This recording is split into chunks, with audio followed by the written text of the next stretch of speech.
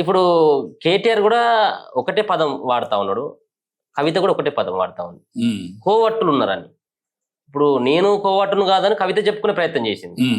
ఇక్కడ కేటీఆర్ సైతం కూడా నేను కూడా కోవట్టు కాదు కానీ కోవట్టు ఉన్నారని ఆయన చెప్తా ఉన్నాడు. అంటే దీంట్లో హరీష్ రావునైనా కోవట్టుగా పరిగణించాలి వాళ్ళు, లేకపోయినట్లయితే సంతోష్ రావునైనా. ఇక నలుగురే పాడైన లాడ ఎవరున్నాడు, అంతే కదా. ఇప్పుడు ఎవరు లేరు కదా, వాళ్ళ కుటుంబమే కోవర్టు.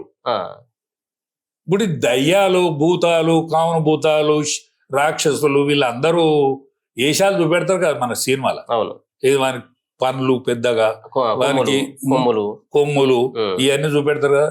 అట్లుండరు జనం. ఆనాడు రాక్షసులు దేవతలు అనే చరిత్రలో కూడా వాళ్ళ రూపాలు అట్లేం లేవు. రాక్షసుడు అంటే రాక్షస ప్రవృత్తి.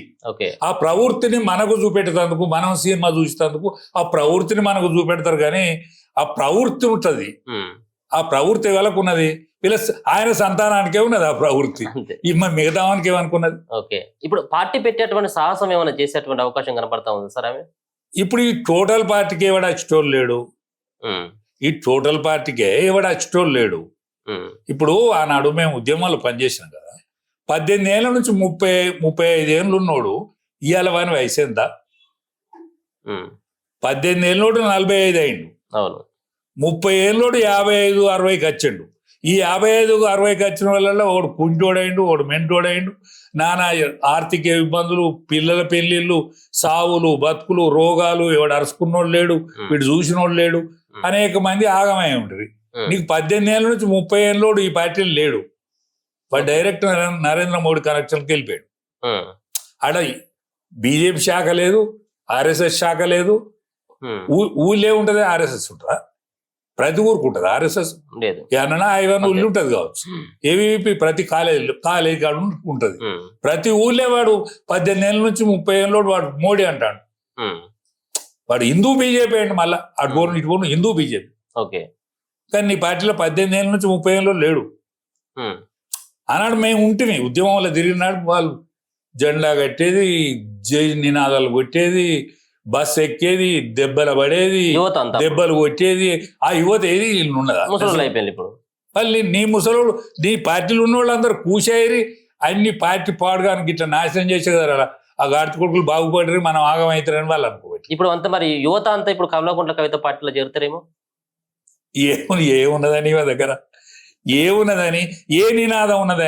బీసీ నినాదం అంటుంది కదా. ఉద్యమ నినాదం, బీసీ నినాదంకు వీళ్ళు ఎట్లా వారసులు అవుతారు?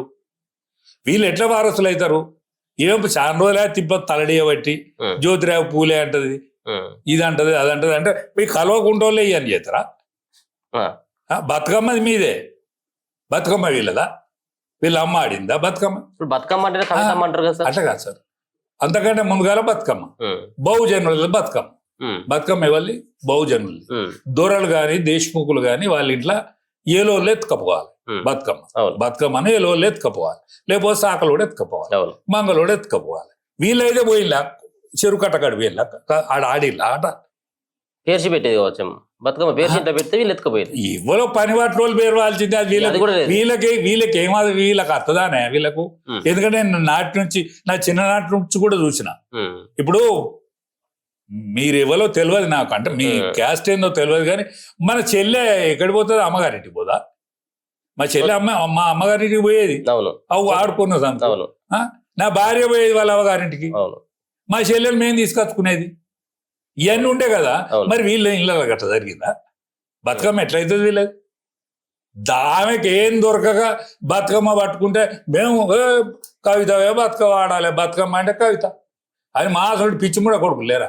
తెలంగాణ పిచ్చోళ్ళు. ఆ తెలంగాణ పిచ్చోళ్ళు మేము మొత్తుకుంటే బతుకమ్మ. విదేశాలకు కూడా మేము పరిచయం చేసిన నేను బతుకమ్మను. విదేశాలలో ఉన్నోళ్ళు కూడా నా బిడ్డ అమెరికాలోనే ఉంటది. ఓకే, ఈమె కంటే ముందుగాల పోయింది. ఈమె కొడుకుల కంటే పెద్ద కొడుకులు ఉన్నారు దానికి. వాళ్ళు కూడా బతుకమ్మ ద్వారా ఆడుకునేది. వాళ్ళు కూడా అక్కడ బతుకమ్మ, ఈ తెలుగు వాళ్ళు అందరూ ఒకరికోళ్ళు ఫోన్లు చేసుకొని ఆడుకునేది. అలా ఆంధ్రలో బతుకమ్మ లేదు, మన తెలంగాణ వాళ్ళకే బతుకమ్మ. ఆంధ్రలో బతుకమ్మ లేదు. వీళ్ళు ఫోన్లు చేసుకొని ఓ రోజు అనుకునేది అన్నట్టు.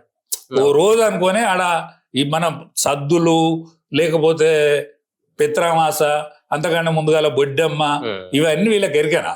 ఇవన్నీ మన ఇళ్ళ మనం బహుజనులు అవును అంటే మామూలు కుటుంబాలు సాకల మంగళ ఈ అవును. గొల్లోళ్ళు ఉమ్, వీళ్ళందరూ ఆనాడు ఇవాళ క్రిస్టియన్లు వేళ్ళు అంటరాని తనం చేయబట్టి కానీ మాదిగలు కూడా బతుకమ్మ ఆడేది ఉమ్, మాదిగలలో కూడా బతుకమ్మ ఉండేది. అవును మాలిళ్ళలో బతుకమ్మ ఉండేది అవును ఎవరి ఇళ్ళలో బతుకమ్మ ఉండేది ఎవరి కులపోలు వాళ్ళు ఆ సద్దుల రోజు అందరం అందరు ఎవరి దక్కు వాళ్ళు పెట్టుకొని ఆడుకునేది ఉమ్, మరి వీళ్ళు ఏలు వాళ్ళది ఒక గుంపు ఉండేనా ఉమ్, దొరది ఒక గుంపు ఉన్నదా ఎక్కడన్నా ఉమ్, రెడ్డోళ్ళల్లో కూడా శ్రేష్ఠులు ఉన్నారు కదా ఉమ్, కాపుదనం రెడ్డి వాళ్ళ తండ్రి పేరు ఈరయ్య వాళ్ళ తండ్రి పేరు ఈరయ్య కొడుకు పేరు ఈరారెడ్డి ఓకే ఈరయ్య కదా అవును ఈరయ్య కొడుకే వీరారెడ్డి అంతే వాళ్ళకు ఉన్నది బతుకమ్మ ఉమ్, అదే ఇప్పుడు ఒకటి దేశముఖ్ ఉన్నాడు సురేందర్ రెడ్డి సాబు ఉన్నాడు ఉమ్, మా దగ్గర వరంగల్లో సురేందర్ రెడ్డి సాబు నాయుడు వాళ్ళు బతుకమ్మ ఆడిల్లా వాళ్ళు బతుకమ్మ ఆడలే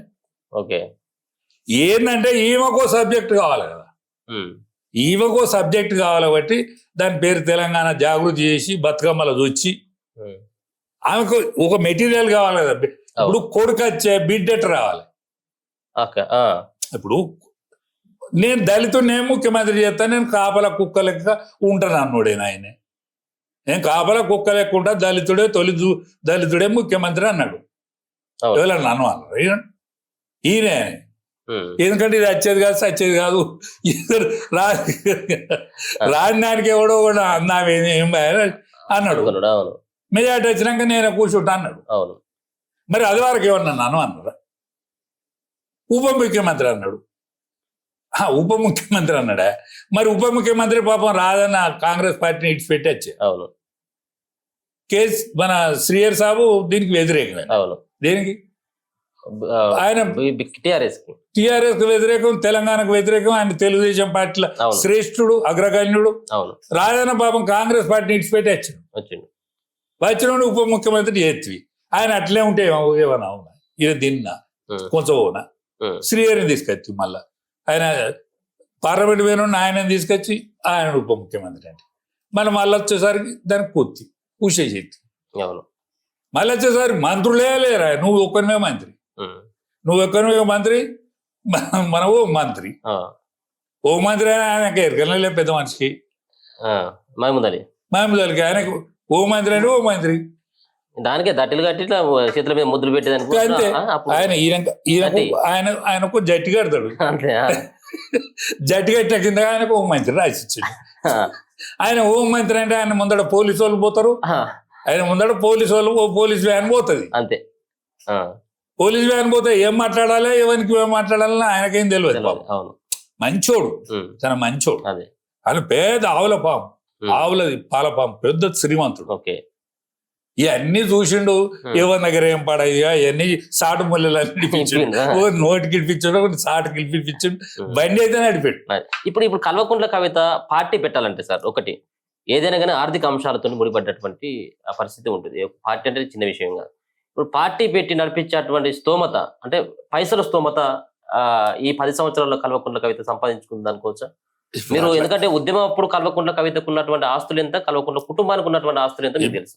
ఇప్పుడు ఏంటనేది మీకు తెలుసు అప్పుడా కిరాయికి ఉండే ఇప్పుడు పెద్దిల్లే నేను పోలే ఆమె కిరాయికి ఉండేది పోతే ఇప్పుడు కేటీఆర్ గాని కవితకు గాని అమెరికా ప్రభుత్వం మెచ్చి ఇక మీరు అత్తనే ఇక్కడ మా అమెరికా కొద్దిగా మీ తెలివితోడన్నా బాగుపడుతుందని పిలిచిందా వీళ్ళను స్కాలర్షిప్ ఇచ్చి పిలిచిందా మన దగ్గర నుంచి అమెరికా పోయిన వాళ్ళు ఏం చేస్తారో ఎత్తినా మీకు నా బిడ్డ అనే గ్రీన్ కార్డ్ హోల్డర్ నా బిడ్డ గవర్నమెంట్ జాబ్ చేస్తుంది ఆడ వీళ్ళు హోటళ్ళలో పని చేసుకుంటారు చదువుకుంటారు పెట్రోల్ పంపులలో పని చేస్తారు చదువుకుంటారు ఇంతంత పార్ట్ టైం జాబ్ చేస్తారు చదువుకుంటారు నా బిడ్డకి 2 కొడుకులండి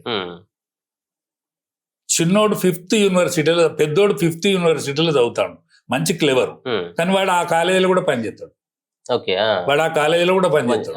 చిన్నోడు కిరాణం మొత్తం ఈ షాపింగ్ మాల్స్ కు 3 గంటలు ఏమో పనిచేస్తాడు వాడు షాపింగ్ మాల్స్ లా అది ఎత్తాడు వేసిపోయి కాలేజీ పోతాడు అక్కడ సిస్టమ్ గట్లా వీళ్ళు అందరు పోయి ఆడ పని చేసుకుంటే మరి నా కొడుకు అమెరికా పోతే నేను ఏమని చెప్పాలా నా కొడుకు అమెరికా పోయాడు అదే చెప్తాను ఆడ ఇల్లు లోన్ దొరుకుతుంది, కారుకు లోన్ దొరుకుతుంది, కారు లేని నడవది, నడవదు.